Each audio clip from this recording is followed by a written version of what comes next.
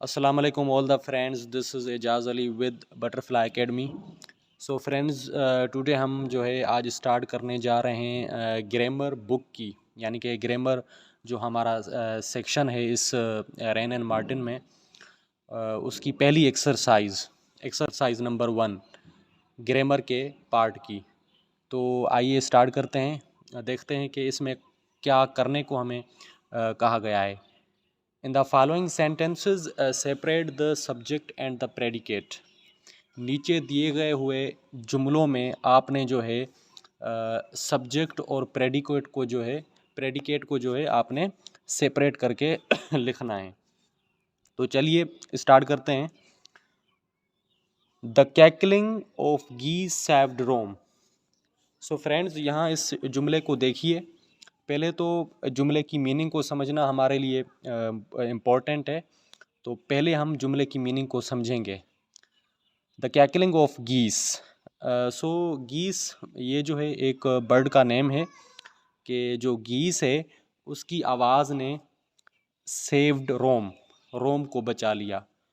तो फ्रेंड्स, ये जो है एक जुमला है जो कि पुरानी जो है ये एक स्टोरी में से लिया गया है कि पुराने ज़माने में जब जंगें हुआ करती थीं तो कोई इन्वेडर्स थे, कोई हमले करने वाले थे, तो वो किसी हिल पर, किसी पहाड़ी पर जब चढ़ रहे थे तो वहाँ पर एक टेम्पल था। तो वहाँ पर गीस जो है रहते थे, यानी कि ये बर्ड्स हैं गीस। तो उन्होंने आवाज़ें की और उन्होंने इतनी ज़ोर ज़ोर से आवाज़ें की, रात का टाइम था। तो वहाँ पर जो है जो गार्ड्स थे उस टेम्पल में, तो वो जाग उठे और उन इन्वेडर्स पर जो है हमला किया और उन्होंने रोम को बचा लिया। किस तरीके से, तो ये उस स्टोरी में से लाइन ली गई है। तो यहाँ पर आप देखें कि सब्जेक्ट कौन सा है और प्रेडिकेट कौन सा है। द कैकलिंग ऑफ गीस, ये क्या है? ये सब्जेक्ट है, क्योंकि जिस चीज़ के बारे में बात की जा रही है वो है द कैकलिंग ऑफ गीस। अब जो वर्ब के पहले आएगा हमारा, वो पूरा का पूरा हमारा सब्जेक्ट होगा, और जो वर्ब के समेत जो बाद में आएगा वो भी, और वर्ब भी, वो हमारा होता है प्रेडिकेट। तो ये वर्ब से पहले क्या आ रहा है? द कैकलिंग ऑफ गीस। तो ये हमारा सब्जेक्ट है। तो इस चीज़ के बारे में बात की जा रही है। अब जो बात की जा रही है वो होगा हमारा प्रेडिकेट, वो है सेव्ड रोम, यानी कि रोम को बचा लिया द कैकलिंग ऑफ गीस ने, उन बर्ड्स की आवाज़ ने रोम को बचा लिया। तो यहाँ पर क्लियर हो गया, द कैकलिंग ऑफ गीस सब्जेक्ट, सेव्ड रोम प्रेडिकेट। जिसके बारे में बोला गया द कैकलिंग ऑफ गीस है, और जो बोला गया है वो सेव्ड रोम है। इसके बाद दूसरा सेंटेंस है, the boy stood on the burning deck. लड़का जलती हुई डेक पर खड़ा हुआ था। लड़का जलती हुई डेक पर, ये डेक एक कोई टुकड़ा होता है, कोई जिस चीज़ पर, कोई जैसे कोई शिप वगैरह हो गई, तो उसमें जो उसका जो फिलर होता है, जो नीचे वाला हिस्सा, उसको डेक बोलते हैं। तो जलती हुई डेक पर लड़का जो है खड़ा रहा। तो ये जुमला जो है मुझे याद आ रहा है कि ये शायद मैट्रिक के कोई पोइम वगैरह में से लिया गया है, जहाँ तक मुझे थोड़ा सा याद आ रहा है। तो जलती हुई डेक पर एक लड़का खड़ा रहा। तो यहाँ पर जिस चीज़ के बारे में बात की जा रही है, जिस पर्सन के बारे में, वो है द बॉय। तो जिस चीज़ के बारे में बात की जाए वो हमारा subject. Stood on the burning deck, जो बात की गई, यानी ये हमारा प्रेडिकेट हो गया। Tubal Cain was a man of might. अब यहाँ पर देखें फ्रेंड्स, ट्यूबल कैन जो है ये एक नेम है एक ब्लैक स्मिथ का, यानी ये एक मशहूर ब्लैक स्मिथ था जो कि बहुत ही हिम्मत वाला था, ताकतवर था। तो उसके लिए कहा गया है कि वो एक हिम्मत वाला आदमी था, ताकत वाला आदमी था। मैन ऑफ माइट कहते हैं करेजियस आदमी को, यानी कि जिसमें हिम्मत हो या ताकत हो। ट्यूबल कैन क्या हो गया? ये हमारा हो गया सब्जेक्ट, क्योंकि इसके बारे में बोला गया। क्या बोला गया? Was a man of might, यानी कि ये हमारा was a man of might predicate, Tubal Cain जो है subject. Stone walls do not make a prison. कहते हैं कि ये भी एक किस्म की कहावत है कि बाहर की रुकावटें जेल नहीं बना सकती, कैद नहीं बना सकती। कोई ऐसा आदमी है जिसके ख़याल आज़ाद हैं, तो उनको आप किसी बड़े बड़े पत्थरों की जो है प्रिजन में डालकर, कैद में डालकर आप उसको कैद नहीं कर सकते। ये इस कॉन्सेप्ट में बात की गई है। तो ये था इसका मतलब। अब आए हम अपने मतलब की तरफ। Stone walls. अब बात किस चीज़ के बारे में की जा रही है? स्टोन वॉल्स के बारे में। कौन सी बात की जा रही है? Do not make a prison, वो कैद नहीं बना सकती। ये हो गया प्रेडिकेट। और स्टोन वॉल्स जिसके बारे में हमने बात कही वो हुआ subject. The singing of the birds delights us. पंछियों की आवाज़ हमें खुशी देती है। अब बात की जा रही है पंछियों की आवाज़ के बारे में, यानी कि the singing of the birds के बारे में। तो ये subject, delights us predicate. Miss Kitty was rude at the table one day. Miss Kitty जो है अब बातें करते हुए गुस्से में आ गई। एट द टेबल का यहाँ जो मतलब है वो जब ग्रुप में बैठकर बातें करते हैं तो उसको बोलते हैं एट द टेबल, यानी वो ग्रुप में बातें करते हुए गुस्से में आ गई। अब बात किसके बारे में की जा रही है? मिस किटी के बारे में। मिस किटी जो है सब्जेक्ट है, was rude at the table one day, ये बात कही गई मिस किटी के बारे में, ये हुआ हमारा predicate. He has a good memory. He has a good memory. अब किसके बारे में बात की जा रही है? उसकी जो मेमोरी है, उसका जो हाफजा है वो अच्छा है, यानी कि ही के बारे में बात की जा रही है। तो ही हमारा subject, has a good memory, अच्छा हाफजा है, ये बात कही गई ही के बारे में, तो ये प्रेडिकेट है। Number 8, bad habits grow unconsciously. जो बुरी आदतें हैं वो पता ही नहीं चलता बन जाती हैं।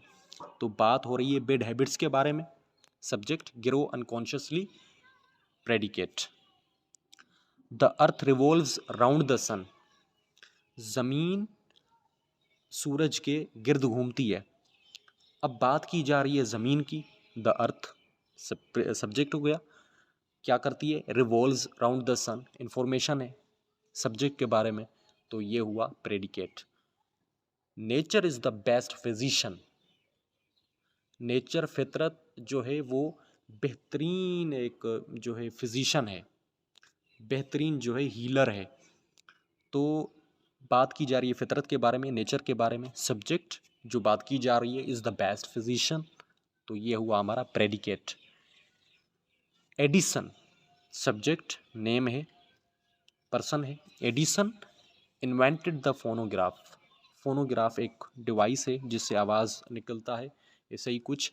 तो इन्वेंटेड द फोनोग्राफ, ये हमें इंफॉर्मेशन दी गई किसके बारे में? एडिसन के बारे में, कि एडिसन ने बनाया। तो subject Edison invented the phonograph, predicate. The sea hath many thousand sands. जो समंदर है वो hath many thousand sands. Hath जो है ये ओल्ड जो है नेम है हेज़ का। हेज़ के लिए जो पहले ओल्ड इंग्लिश में लफ्ज़ इस्तेमाल होता था वो हेथ इस्तेमाल होता था, तो ये हेथ जो है इसे समझे हेज़ है। The sea hath many thousand sands. यहाँ पर मैनी थाउजेंड सैंड्स का जो मतलब है, यानी कि वो बहुत ही, जो समंदर है वो बहुत ही गहरा है या बहुत ही बड़ा है, आप ये इसका सेंस ले सकते हो। तो जो द सी है उसके बारे में बोला जा रहा है। द सी सब्जेक्ट, जो बोला जा रहा है हेथ मैनी थाउजेंड सैंड्स, तो ये जो है प्रेडिकेट है। We can not pump the ocean dry. अब यहाँ पर आप देखें जिसके बारे में बोला जा रहा है, हमारे बारे में बोला जा रहा है कि we can not pump the ocean dry, यानी कि हम समंदर को खुश्क नहीं कर सकते, यानी हमारे बारे में बात की जा रही है, यानी वी सब्जेक्ट, और जो बात हमारे बारे में बताई जा रही है कि हम समंदर को खुश्क नहीं कर सकते, can not pump the ocean dry, ये क्या हो गया हमारा? ये हमारा हो गया predicate. Borrowed garments never fit well. तो यहाँ पर फ्रेंड्स देखें कि जो बोरोड गारमेंट्स हैं, जो किसी से उधार लिया हुआ जो लिबास है वो कभी भी फिट नहीं होता किसी की बॉडी पर, किसी दूसरे की बॉडी पर। अगर कोई आदमी दूसरे की कोई भी लिबास जो है उधार के तौर पर लेता है ऐसे ही पहनने के लिए, तो वो उसके जिस्म पर बिल्कुल फिट नहीं होता। तो यहाँ पर बात किसके बारे में की जा रही है? बोरोड गारमेंट्स के बारे में, उधार लिए हुए लिबास के बारे में। तो ये हुआ हमारा सब्जेक्ट नेवर फिट वेल। उसके बारे में क्या बात की गई है कि वो कभी भी फिट नहीं होता जिस्म पर, दूसरे जिस्म पर। तो नेवर फिट वेल क्या हुआ? Predicate. So dear friends, number 15 sentence को देखें। The early bird catches the worm, यानी ये एक प्रोवर्ब है। इसका मतलब है कि जो भी चीज़ या जो भी आदमी किसी भी चीज़ को करने में पहल करता है या जल्दी करता है या किसी भी चीज़ को करने में फास्ट होता है, तो उसके वो चीज़ करने में कामयाब होने के चांसेस ज़्यादा हो जाते हैं या ज़्यादा होते हैं। तो यहाँ पर ये इसका था सेंस, इसका मतलब था। तो आइए देखते हैं प्रेडिकेट कौन सा है और सब्जेक्ट कौन सा है। अब जिस चीज़ के बारे में बात की जा रही है वो कौन सी चीज़ है, आपने ये फाइंड करना है सबसे पहले। द अर्ली बर्ड, ये वो चीज़ है जिसके बारे में बात की जा रही है, यानी वो पंछी जो जल्दी करते हैं। कैचेस द वर्म, जो फास्ट होते हैं पंछी, वो जो कीड़ा होता है उसको पकड़ने में कामयाब हो जाते हैं। तो जिस चीज़ के बारे में बात की जा रही है, the early bird, it's a subject. Catches the worm, it's a predicate. 16, all matter is indestructible, जितना भी इस पूरी कायनात में जितना भी जो भी मादा है, जो भी मैटर है, वो कभी भी ख़त्म नहीं हो सकता। इसका ये मतलब हो गया। अब जिस चीज़ के बारे में बात की जा रही है वो क्या है? All matter. ऑल मैटर के बारे में बात की जा रही है, तो ये फ्रेंड्स हो गया हमारा सब्जेक्ट। जो बात की जा रही है इज़ डिस्ट्रक्टिबल, यानी कि ख़त्म नहीं होने वाला, तो ये तबाह नहीं होने वाला। तो ये बात की गई किसके बारे में? ऑल मैटर के बारे में। तो ये हुआ हमारा predicate. All matter subject, is destructible predicate. 17 number sentence, Islamabad is the capital of Pakistan. यहाँ देखें बात किस चीज़ के बारे में की जा रही है? इस्लामाबाद के बारे में। इस्लामाबाद क्या है? ये जो है कैपिटल है, बात की जा रही है इस्लामाबाद के बारे में, ये कैपिटल है पाकिस्तान का। तो जो चीज़ बताई गई उसके बारे में is the capital of Pakistan predicate. जिस चीज़ के बारे में बात बताई गई इस्लामाबाद, वो हुआ हमारा subject. Number 18, we should profit by experience, हमें तजुर्बे से फ़ायदा हासिल करना चाहिए। अब बात जो की जा रही है वो हमारे बारे में की जा रही है। वी, हमें तजुर्बे से फ़ायदा उठाना चाहिए। जिसके बारे में बात की जा रही है वी, यानी कि ये हुआ हमारा सब्जेक्ट। और क्या करना चाहिए या क्या बताया जा रहा है? शुड प्रॉफिट बाय एक्सपीरियंस, ये हुआ हमारा प्रेडिकेट।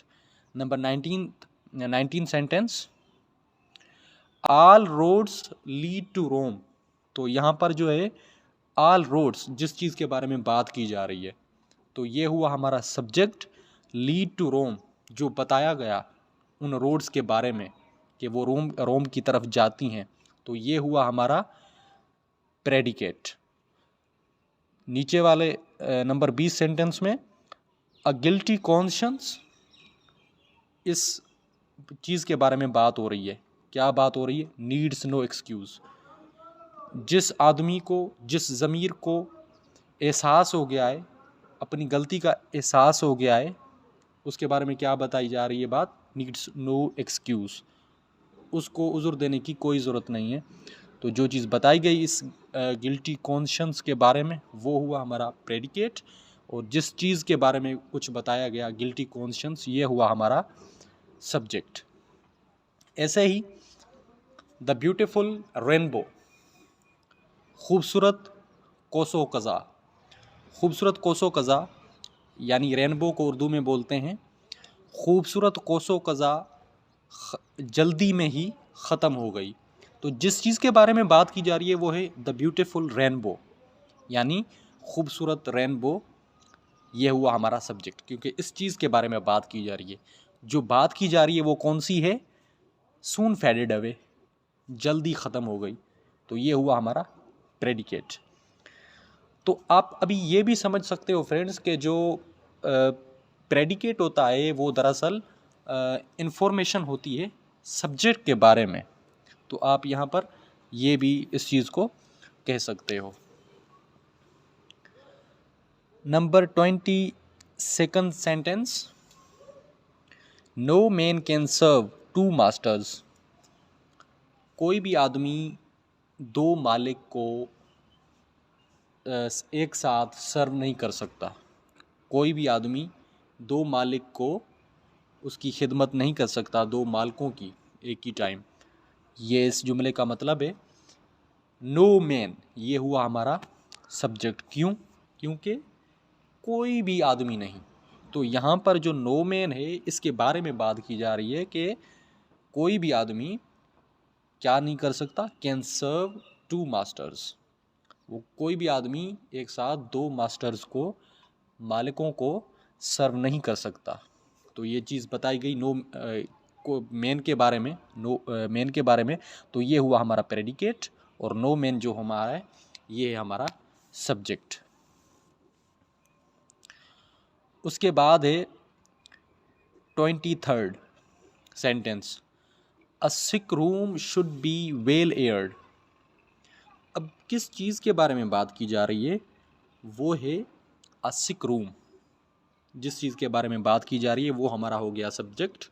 जो बात उसके बारे में की गई, शुड बी वेल एयर्ड, ये हो गया हमारा प्रेडिकेट। कह रहा है कि जो बीमार का रूम है वो हवादार होना चाहिए, उसमें हवा एकदम ज़बरदस्त आनी चाहिए। उसके बाद है 24th, the due drops glitter in the sunshine. जो ड्यू ड्रॉप्स होते हैं वो सूरज की किरणें पड़ने से चमकने लगते हैं। ड्यू ड्रॉप्स सूरज की किरणें पड़ने से चमकने लगते हैं। ड्यू ड्रॉप्स बोलते हैं शबनम को, जो सुबह सुबह के टाइम पड़ती है नेचुरली, तो उसे कहते हैं शबनम उर्दू में। तो शबनम के जो कतरे हैं वो रोशनी पड़ने से चमकने लगते हैं। तो यहाँ पर जो सब्जेक्ट हुआ वो हुआ द ड्यू ड्रॉप्स। क्योंकि इस चीज़ के बारे में हम बात कर रहे हैं, जो बात कर रहे हैं ग्लिटर इन द सनशाइन। तो ये हमारा हो गया प्रेडिकेट। जिस चीज़ के बारे में बात कर रहे हैं द ड्यू ड्रॉप्स, ये हुआ हमारा subject. 25th, I shot an arrow into the air. मैंने हवा में तीर चलाया। किसने चलाया? मैंने चलाया। ये आय के बारे में बात की जा रही है। तो आय हुआ सब्जेक्ट। जो उसके बारे में बात की जा रही है कि shot an arrow into the air, ये हुआ हमारा predicate. 26th, a barking sound the shepherd hears. A barking sound the shepherd hears. अब यहाँ पर जो ये जुमला है ये थोड़ा सा कॉम्प्लिकेटेड जुमला है। इसका जो सब्जेक्ट है वो बीच में दिया गया है। कैसे? इसका जो सब्जेक्ट है, सब्जेक्ट हम कैसे उसको फाइंड करेंगे? हम ये देखेंगे कि किस चीज़ के बारे में बात की गई है। तो आप देखोगे कि द शेफर्ड के बारे में बात की गई है। The shepherd, barking sound the shepherd hears. Shepherd को भौंकने की आवाज़ आती है। शेफर्ड को भौंकने की आवाज़ आती है, वो भौंकने की आवाज़ को सुनता है। अभी जिसके बारे में बात की जा रही है वो है द शेफर्ड। क्योंकि आवाज़ किसको आती है भौंकने की? किसको सुनाई देती है भौंकने की आवाज़? द शेफर्ड को। यानी ये दूसरी बात, ये पूरी जो बात कही गई है वो द शेफर्ड के लिए कही गई है। तो ये है हमारा सब्जेक्ट, क्योंकि इसके लिए दूसरी बात कही गई है। जो पूरे सेंटेंस में बात की गई है वो द शेफर्ड के लिए की गई है। तो ये हुआ हमारा सब्जेक्ट। और जो बात की गई है वो कौन सी है? कि उसे भौंकने की आवाज़ सुनाई देती है। तो ये बात की गई है शेफर्ड के बारे में। तो ये हुआ अ बार्किंग साउंड हियर्स, ये हमारा हुआ प्रेडिकेट, द शेफर्ड हमारा हुआ सब्जेक्ट। नेक्स्ट है हमारा friends 27th sentence, on the top of the hill lives a hermit. Hermit बोलते हैं अकेलाई पसंद, जो आदमी अकेलाई पसंद करे उसे बोलते हैं हर्मिट, जिसको अकेलाई पसंद हो, अकेला रहना चाहता हो। तो यहाँ पर बात की जा रही है कि हिल्स की टॉप पर एक हर्मिट रहता है, एक अकेलाई पसंद इंसान रहता है, शख्स रहता है। तो अभी आपने सबसे पहले जो चीज़ देखनी है वो ये देखनी है कि यहाँ पर बात किसके बारे में की जा रही है। तो आप देखोगे कि बात की जा रही है अ हर्मिट के बारे में, एक अकेलाई पसंद इंसान के बारे में बात की जा रही है कि वो पहाड़ी के चोटी पर रहता है, पहाड़ी के टॉप पर रहता है, यानी जिसके बारे में बात की जा रही है वो है हर्मिट, अकेलाई पसंद आदमी। तो ये है हमारा subject. On the top of the hill lives, क्या करता है, उसके बारे में क्या इन्फॉर्मेशन हमें दी जा रही है कि वो पहाड़ी के टॉप पर रहता है। तो ये हुआ हमारा प्रेडिकेट। तो फ्रेंड्स हमें ये चीज़ क्लियर हो गई कि सब्जेक्ट हमारा प्रेडिकेट के पहले भी आ सकता है और बाद में भी आ सकता है। जैसे कि हमने पहले डिस्कस किया, आपने जो सब्जेक्ट और प्रेडिकेट पहचानना है वो उनके एक्शन के थ्रू पहचानना है कि इनका जो मतलब है, इनका जो सेंस है वो कौन सा बन रहा है, सब्जेक्ट वाला बन रहा है या प्रेडिकेट वाला बन रहा है। तो ये थी फ्रेंड्स आज ही हमारी एक्सरसाइज नंबर 1 ग्रामर सेक्शन की। तो इंशाल्लाह मिलते हैं सुबह की वीडियो में, तब तक के लिए अल्लाह हाफ़िज़।